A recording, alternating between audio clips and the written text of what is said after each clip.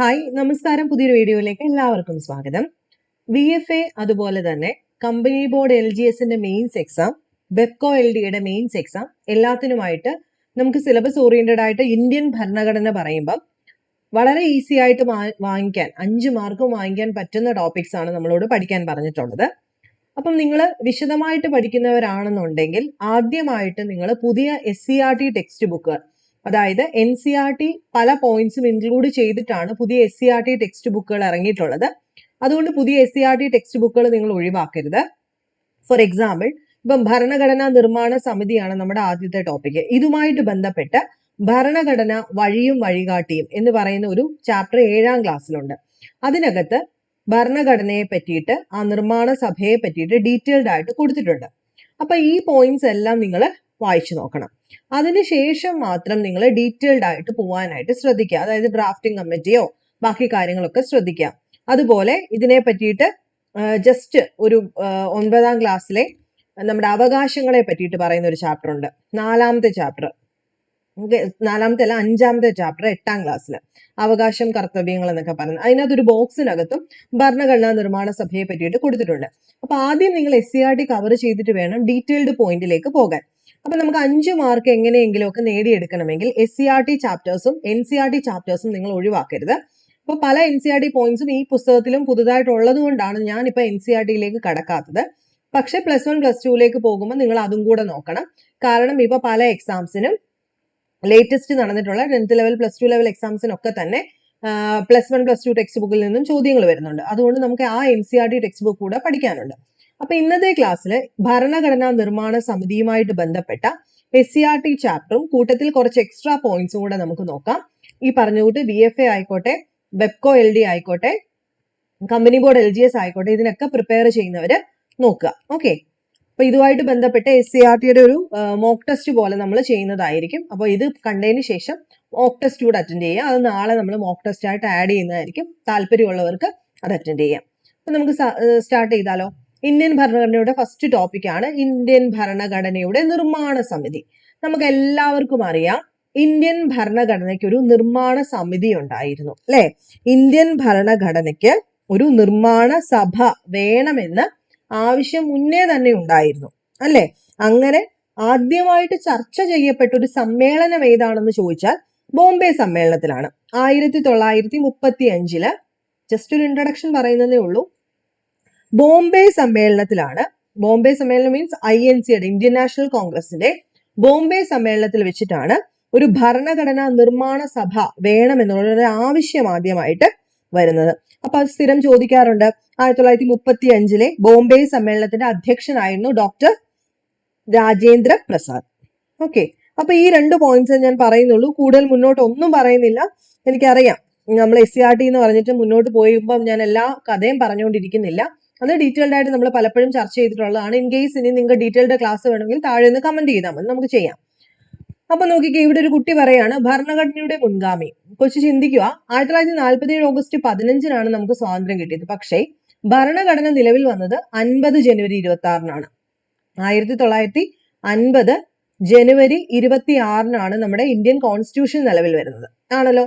അപ്പം സ്വാതന്ത്ര്യം നേടിയിട്ട് 2.5 വർഷം ഇന്ത്യക്ക് ഭരണഘടന ഇല്ലായിരുന്നോ, ഇന്ത്യക്ക് നിയമം ഇല്ലായിരുന്നോ എന്നാണ് കുട്ടി ചിന്തിക്കുന്നത്. അപ്പൊ അതിന്റെ ഒരു ആൻസർ ആയിട്ട് വരുന്നത്, ബ്രിട്ടീഷുകാര് 1935 ഗവൺമെന്റ് ഓഫ് ഇന്ത്യ ആക്ട് പാസ്സാക്കിയിരുന്നു, കേട്ടിട്ടുണ്ടല്ലോ. GOI ആക്ട് ഓഫ് 1935 നമ്മൾ പഠിക്കുന്നതാണ്. 1935 ഗവൺമെന്റ് ഓഫ് ഇന്ത്യ ആക്ട് ബ്രിട്ടീഷുകാര് കൊണ്ടുവന്ന ഒരു നിയമ സംഹിതയായിരുന്നു. അപ്പൊ ഈ നമ്മുടെ ഇന്ത്യയിലെ റിപ്പബ്ലിക് ആവുന്നിടം വരെ നമ്മുടെ രാജ്യം പിന്തുടർന്നത് ഈ ഗവൺമെന്റ് ഓഫ് ഇന്ത്യ ആക്ട് 1935 ആയിരുന്നു. നമ്മുടെ ഭരണഘടനയുടെ പല ആശയങ്ങളും വ്യവസ്ഥകളും ഒക്കെ തന്നെ കടമെടുത്തിരിക്കുന്നത് 1935 ഗവൺമെന്റ് ഓഫ് ഇന്ത്യ ആക്ടിൽ നിന്നാണ്. പല കാര്യങ്ങളും നമ്മൾ government of India act of 1935 നിന്നും എടുത്തിട്ടുണ്ട്. നമ്മുടെ ഭരണഘടന നിലവിൽ വന്ന ഡേറ്റ് എന്താ? 1950 ജനുവരി 26 അതുവരെ നമ്മൾ ഫോളോ ചെയ്തിരുന്നത് government of India act of 1935 ആയിരുന്നു. ഇനി മറക്കത്തില്ലല്ലോ, അത് ഓർത്ത് വെച്ചേക്കാം. നോക്കിക്കേ, ഗവൺമെന്റ് ഓഫ് ഇന്ത്യ ആക്ടില് ചില സവിശേഷതകൾ കൊടുത്തിട്ടുണ്ട്. അതിനകത്ത് ഏകദേശം 321 സെക്ഷൻസും 10 പട്ടികകളും ഉണ്ടായിരുന്നു. എത്രയാണ്? 321 വിഭാഗങ്ങളും 10 പട്ടികകളുമായിരുന്നു 1935 ഗവൺമെന്റ് ഓഫ് ഇന്ത്യ ആക്ടിൽ ഉണ്ടായിരുന്നത്. 6 പ്രവിശ്യകളിൽ ദ്വിമണ്ഡല സഭകൾ, 6 പ്രൊവിൻസസില് ഡയാർക്കിക്, അതായത് 2 സഭകൾ ഉണ്ടായിരുന്നു. 6 പ്രൊവിൻസസില് ദ്വിമണ്ഡല സഭകൾ ഉണ്ടായിരുന്നു. കേന്ദ്രത്തിലും ദ്വിമണ്ഡല സഭയാണ്. ദ്വിമണ്ഡലം എന്ന് പറഞ്ഞു കഴിഞ്ഞാൽ 2 മണ്ഡലമായിട്ട് 2 സഭകൾ, സെന്ററിൽ 2 6 പ്രൊവിൻസസിൽ ദ്വിമണ്ഡല സഭകൾ. അതുപോലെ ദുർബല വിഭാഗം, സ്ത്രീ, തൊഴിലാളികൾ എന്നിവർക്കൊക്കെ പ്രത്യേക മണ്ഡലങ്ങൾ കൊടുത്തിട്ടുണ്ടായിരുന്നു. കേന്ദ്രത്തിനും അന്നത്തെ പ്രവിശ്യകൾക്കുമായിട്ട് അധികാരം, അതായത് അന്നത്തെ പ്രവിശ്യ മീൻസ് ഇപ്പോഴത്തെ സ്റ്റേറ്റ് ലെവൽ എന്നുള്ള ഓർത്തോണെ, അന്നത്തെ പ്രൊവിൻസസിനും സെന്ററിനും ഒക്കെ തന്നെ അധികാരങ്ങൾ ഇങ്ങനെ വിഭജിച്ചു കൊടുത്തിട്ടുണ്ടായിരുന്നു. ഇപ്പോഴത്തെ നമ്മുടെ സ്റ്റേറ്റ് ലിസ്റ്റ്, യൂണിയൻ ലിസ്റ്റ് പോലെ തന്നെ അന്ന് കേന്ദ്രത്തിനും പ്രവിശ്യകൾക്കുമായിട്ട് അധികാരം വിഭജിച്ചു കൊടുത്തിരുന്നു. ഇനി നമുക്ക് നോക്കാനുള്ളത് നമ്മുടെ ടോപ്പിക്കാണ്. ഏത്? നമ്മുടെ ടോപ്പിക് എന്താ? ഭരണഘടനാ നിർമ്മാണ സമിതി. നോക്കിക്കേ, 1946 അധികാര കൈമാറ്റം ചർച്ച ചെയ്യുന്നതിനായി ഇന്ത്യ സന്ദർശിച്ച ക്യാബിനറ്റ് മിഷന്റെ പ്രധാന നിർദ്ദേശങ്ങളിൽ ഒന്നായിരുന്നു സ്വതന്ത്ര ഇന്ത്യക്കായിട്ടുള്ള ഒരു നിയമ സംഹിത. അപ്പം ക്യാബിനറ്റ് മിഷനെ പറ്റിയിട്ട് നമുക്ക് എല്ലാവർക്കും അറിയാം. ക്യാബിനറ്റ് മിഷന്റെ പ്രധാനപ്പെട്ട ദൗത്യം എന്തായിരുന്നു?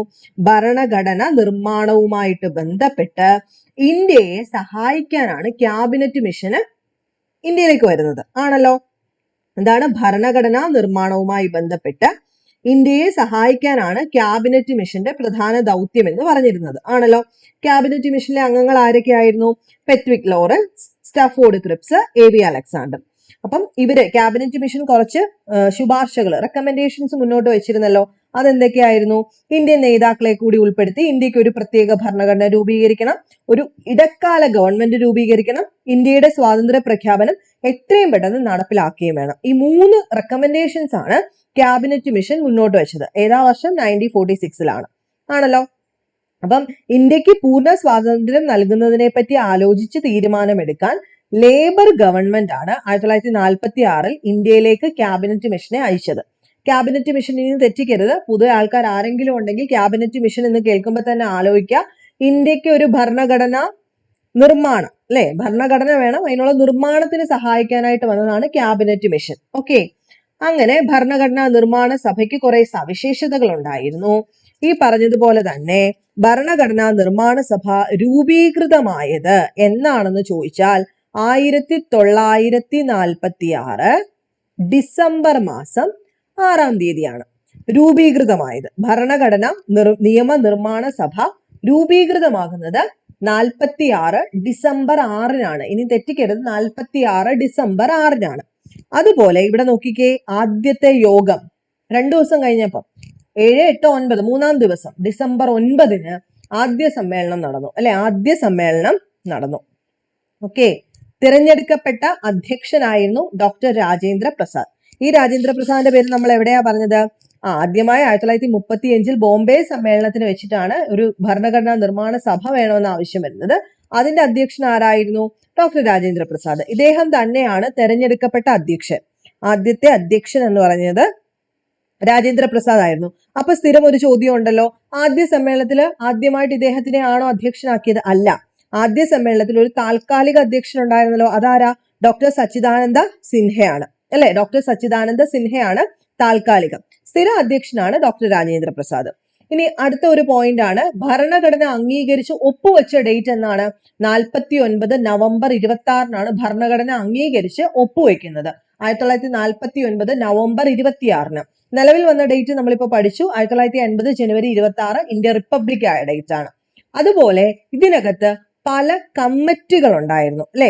അതായത് ഭരണഘടനാ നിർമ്മാണ സഭയ്ക്ക് ഒരുപാട് കമ്മിറ്റികൾ ഉണ്ടായിരുന്നു. അതിനകത്ത് ഏറ്റവും ഇമ്പോർട്ടന്റ് ആയിട്ടുള്ള കമ്മിറ്റിയാണ് ഡ്രാഫ്റ്റിംഗ് കമ്മിറ്റി. ഡ്രാഫ്റ്റ് ഉണ്ടാക്കുക എന്ന് വെച്ച് കഴിഞ്ഞാൽ എന്താ?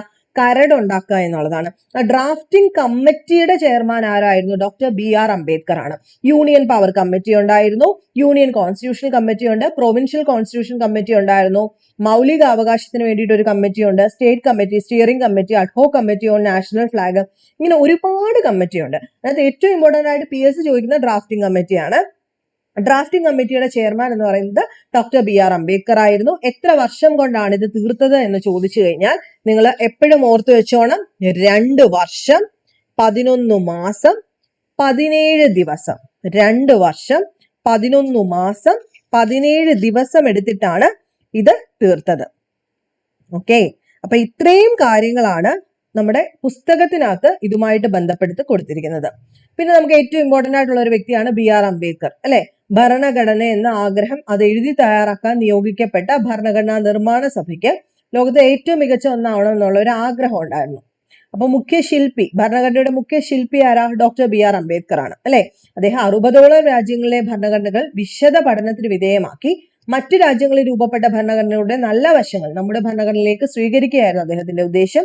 ഇന്ത്യയുടെ ഡൈവേഴ്സിറ്റി, ചരിത്ര പാരമ്പര്യം, സംസ്കാരം തുടങ്ങിയ കാര്യങ്ങൾ കൂടെ പരിഗണിച്ചിട്ടാണ് വിദേശ ഭരണഘടനയിൽ നിന്നും പല ആശയങ്ങളും നമ്മൾ ഇങ്ങോട്ട് കടമെടുത്തത്.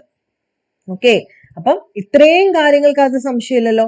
ലോകത്തിലെ ഏറ്റവും വലിയ എഴുതപ്പെട്ട ഭരണഘടന ഇന്ത്യയുടേതാണ് അല്ലെ. 1950 ജനുവരി 26 നിലവിൽ വന്ന സമയത്ത് ഭരണഘടനയിൽ 22 ഭാഗങ്ങളും 395 ആർട്ടിക്കിൾസും 8 ഷെഡ്യൂൾസുമാണ് ഉണ്ടായിരുന്നത്. 8 പട്ടികകളും, 22 പാർട്ട്, 395 അനുച്ഛേദങ്ങൾ, 8 പട്ടികകളുമാണ് 1950 ജനുവരി 26 ഇത് നിലവിൽ വരുന്ന സമയത്ത് ഉണ്ടായിരുന്നത് ആണല്ലോ.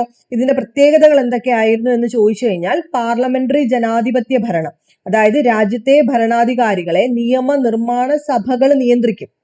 2, ജനങ്ങൾക്ക് പരമാധികാരമാണ്. രാഷ്ട്രത്തിന്റെ എല്ലാ അധികാരങ്ങളും ഉത്ഭവിക്കുന്നത് ജനങ്ങളിൽ നിന്നാണ്. മൗലിക അവകാശങ്ങൾ, ഓരോ വ്യക്തിക്കും രാഷ്ട്രം ഉറപ്പുവരുത്തേണ്ട അടിസ്ഥാന അവകാശങ്ങളാണ് മൗലിക അവകാശങ്ങൾ. മൗലിക കടമ, ഓരോ വ്യക്തിക്കും രാഷ്ട്രത്തോടും സമൂഹത്തോടും പാലിക്കേണ്ട ഉത്തരവാദിത്തമാണ് മൗലിക കടമ. മാർഗനിർദ്ദേശ തത്വം, സാമൂഹിക സാമ്പത്തിക അവകാശങ്ങൾ ഉറപ്പുവരുത്തുന്നതിനായിട്ട് രാഷ്ട്രത്തിന് നൽകിയിരിക്കുന്ന നിർദ്ദേശം. നിയമവാഴ്ച, എല്ലാ പൗരനും നിയമത്തിന് വിധേയരാണ്. ആരും നിയമത്തിന് അതീതരല്ല. ഇൻ കേസ് ഇവിടെ ആരും ഒരു കേസിലും നമുക്ക് പറയാൻ പറ്റില്ല ഇവരെ മാറ്റി നിർത്തുന്നു, എല്ലാവരും നിയമത്തിന്റെ അടിയിലാണ്. അതുപോലെ സാർവത്രിക പ്രായപൂർത്തി വോട്ടവകാശം, നിശ്ചിത പ്രായപൂർത്തിയാകുന്ന എല്ലാവർക്കും വോട്ടവകാശം. സ്വതന്ത്രവും നിഷ്പക്ഷവുമായ നീതിന്യായ വ്യവസ്ഥ, നിയമനിർമ്മാണ കാര്യനിർവഹണ വിഭാഗങ്ങളിൽ നിന്നും സ്വതന്ത്രമാക്കപ്പെട്ട കോടതി സംവിധാനം. അതുപോലെ ഫെഡറലിസം, എന്താ? അധികാരം കേന്ദ്രത്തിനും സംസ്ഥാനങ്ങളുമായി വിഭജിക്കപ്പെട്ടിട്ടുണ്ട്. ഏക പൗരത്വം, നമ്മുടെ രാജ്യത്ത് ഒരൊറ്റ പൗരത്വമേ ഉള്ളൂ, സംസ്ഥാനങ്ങൾക്ക് പ്രത്യേക പൗരത്വമില്ല. ഇത്രയും കാര്യങ്ങൾ കോൺസ്റ്റിറ്റ്യൂഷനകത്തെ ഏറ്റവും ഇമ്പോർട്ടന്റ് ആയിട്ടുള്ള കാര്യങ്ങളാണ്. ഇനി ഇത് കൂടാതെ നമ്മുടെ നിയമനിർമ്മാണ സഭയുമായിട്ട് ബന്ധപ്പെട്ട മറ്റു ചോദ്യങ്ങൾ ഏതൊക്കെയാ? എത്ര പേര് പങ്കെടുത്തു എന്ന് ചോദിച്ചാൽ, അതായത് ആദ്യ സമ്മേളനം എന്നാ നടന്നത്? ഡിസംബർ 9. അപ്പൊ PSC ചോദിക്കാറുണ്ട് എത്ര പേര് പങ്കെടുത്തു? 207 പേരാണ് ആദ്യ സമ്മേളനത്തിൽ പങ്കെടുത്തത്. എത്ര വനിതകൾ പങ്കെടുത്തു? 9 വുമൻസ് ആണ് ഇതിനകത്ത് പങ്കെടുത്തത് ആണല്ലോ. അപ്പം എത്ര പേരാണ് ടോട്ടൽ ആദ്യ സമ്മേളനത്തിൽ പങ്കെടുത്തത്? 207. എത്ര വനിതകൾ പങ്കെടുത്തു? 9 പേരാണ്. ആദ്യമായിട്ട് നിയമനിർമ്മാണ സഭയെ അഭിസംബോധന ചെയ്ത് സംസാരിച്ചത് JB കൃപലാനിയാണ് ആണല്ലോ. അതുപോലെ കോൺസ്റ്റിറ്റ്യൂന്റ് അസംബ്ലിയുടെ സ്ഥിരം പ്രസിഡന്റ് ആയിട്ട് ഡോക്ടർ രാജേന്ദ്ര പ്രസാദ് തെരഞ്ഞെടുക്കപ്പെട്ടത് എന്നാണെന്ന് ചോദിച്ചാൽ എന്നാണ്? നമ്മുടെ ഡിസംബർ മാസം 11-ാം തീയതിയാണ്. ഡിസംബർ മാസം 11-ാം തീയതി ഇദ്ദേഹത്തെ സ്ഥിരം പ്രസിഡന്റ് ആയി. ആദ്യത്തെ താൽക്കാലികം ആരായിരുന്നു? ഡോക്ടർ സച്ചിദാനന്ദ സിൻഹ ആയിരുന്നു ആണല്ലോ. പിന്നെ നമ്മൾ പഠിക്കുന്ന ഒരു പ്രധാനപ്പെട്ട കാര്യം, ആമുഖം പഠിക്കുമ്പോൾ പറയുമല്ലോ, നിങ്ങൾക്ക് അറിയാവുന്ന പോയിന്റ് ആണ്. എന്താ അത്? കോൺസ്റ്റിറ്റ്യൂന്റ് അസംബ്ലിയിൽ ജവഹർലാൽ നെഹ്റു ഒരു ലക്ഷ്യപ്രമേയം അവതരിപ്പിച്ചു. അത് അവതരിപ്പിച്ചത് ഡിസംബർ 13-നാണ്. 1946 ഡിസംബർ 13. ഇത് പിന്നീട് എന്തായിട്ട് മാറി? ആമുഖമായിട്ട് മാറി. ലക്ഷ്യപ്രമേയത്തെ ഈ ഭരണഘടനാ നിർമ്മാണ സഭ അംഗീകരിച്ചതെന്നാണ്? 1947 ജനുവരി മാസം 22-നാണ് ലക്ഷ്യപ്രമേയത്തെ ഈ ഭരണഘടനാ നിർമ്മാണ സമിതി അംഗീകരിക്കുന്നത്. സംശയമൊന്നുമില്ലല്ലോ. അതുപോലെ അതായത് പുസ്തകത്തിൽ ഇല്ലാത്ത മറ്റ് പ്രധാന ഫാക്ടേഴ്സ് ഏതൊക്കെയായിരുന്നു എന്ന് ചോദിച്ചാൽ ഇവിടത്തെയും കൂടെ നമുക്കൊന്ന് നോക്കാമേ. ഇവിടെയും കൊടുത്തിട്ടുണ്ട്. 1946 ഡിസംബർ 6-നാണ് ഭരണഘടനാ നിർമ്മാണ സഭ നിലവിൽ വന്നത്. ഡോക്ടർ രാജേന്ദ്ര പ്രസാദ് ആയിരുന്നു സഭയുടെ അധ്യക്ഷൻ. ഇന്ത്യയുടെ പ്രധാനമന്ത്രിയായിരുന്ന ജവഹർലാൽ നെഹ്റു 3 പ്രധാന ഉപസമിതികളുടെ അധ്യക്ഷനായിരുന്നു. നമ്മൾ പറഞ്ഞു എന്താ ഉപസമിതി എന്ന് പറഞ്ഞു കഴിഞ്ഞാൽ എന്താ? ഈ പറയുന്നത് പോലെ തന്നെ പലതരം കമ്മിറ്റികളുണ്ട് അല്ലെ. Union power committee, union constitution committee തുടങ്ങിയിട്ടുള്ള കമ്മിറ്റികളുടെ ചെയർപേഴ്സൺ അല്ലെങ്കിൽ ചെയർമാൻ ആയിരുന്നു ഈ പറയുന്ന ജവഹർലാൽ നെഹ്റു. അപ്പൊ കമ്മിറ്റികൾ വേറെയുണ്ട്, സമിതികൾ വേറെയുണ്ട്. അപ്പം ഇന്ത്യയുടെ പ്രൈം മിനിസ്റ്റർ ആയിരുന്ന ജവഹർലാൽ നെഹ്റു 3 പ്രധാന ഉപസമിതികളുടെ അധ്യക്ഷനായിരുന്നു. രൂപീകരണ വേളയിൽ പ്രീവിയസ് ചോദ്യമാണ് 389 അംഗങ്ങൾ. എത്ര അംഗങ്ങൾ? 389 അംഗങ്ങൾ ഉണ്ടായിരുന്ന സഭ 47-ൽ സ്വാതന്ത്ര്യലബ്ധിക്ക് ശേഷം എത്ര അംഗങ്ങളായി പുനഃസംഘടിച്ചു? 299 ആയിട്ട് കുറഞ്ഞു. 299 ആയിട്ട് കുറഞ്ഞു. ഇന്ത്യ വിഭജനത്തിന് ശേഷം എത്ര അംഗങ്ങൾ? 299. ആദ്യം എത്ര ഉണ്ടായിരുന്നു? 389. ഇത് തെറ്റിക്കത്തില്ലല്ലോ, ഇത് സ്ഥിരം ചോദ്യമാണ്. ഇനി ഭരണഘടനാ നിയമനിർമ്മാണ സമിതിയിലെ മലയാളി അംഗങ്ങൾ എത്രയാണെന്ന് ചോദിച്ചിട്ടുണ്ട്. വനിതകൾ ഉൾപ്പെടെ 17. എത്ര പേരുണ്ട് മലയാളികൾ? വനിതകൾ ഉൾപ്പെടെ 17. മലയാളി വനിതകൾ മാത്രം എത്രയാണ്? 9. ടോട്ടൽ വനിതകൾ 9. സോറി, മലയാളികൾ മാത്രമായിട്ടുള്ളത് 3 പേരായിരുന്നു. 3 പേര്. മലയാളി വനിതകൾ 3 പേരായിരുന്നു. സംശയമൊന്നുമില്ലല്ലോ. അപ്പൊ ഇത്രയും കാര്യങ്ങൾ ഓർത്തു വെച്ചേക്ക്. ഇനി 3 വനിതകൾ ആരൊക്കെയാണ്? ആനി മസ്ക്രി, അമ്മു സ്വാമിനാഥൻ, ദാക്ഷായണി വേലായുധൻ. ഇതെല്ലാം പ്രീവിയസ് ചോദ്യമാണ്. ഓക്കെ, അപ്പം ഇത്രയും പോയിന്റ്സ് നമ്മുടെ SCRT-യിലുണ്ട്. പിന്നെ നമ്മൾ ബാക്കി പറഞ്ഞ എക്സ്ട്രാ പോയിന്റ്സ് കൂടെ നോക്കണം. NCERT-യും കൂടെ കവർ ചെയ്ത് പോകുന്നത് നന്നായിരിക്കും. നെക്സ്റ്റ് വീഡിയോയിൽ നമ്മൾ ഇതുമായിട്ട് ബന്ധപ്പെട്ട അടുത്ത SCRT ചാപ്റ്റർ ആയിരിക്കും ഡിസ്കസ് ചെയ്യാൻ പോകുന്നത്. അപ്പൊ SCRT-യിൽ നിന്നും ചോദ്യങ്ങൾ വരും. അതുകൊണ്ട് SCRT ഒഴിവാക്കാതെ പഠിക്കുകയാണ്. എന്തെങ്കിലും സജഷൻസ് ഉണ്ടെങ്കിൽ താഴെ കമന്റ് ചെയ്യാം കേട്ടോ. അപ്പൊ നെക്സ്റ്റ് വീഡിയോയിൽ കാണാം. ബൈ.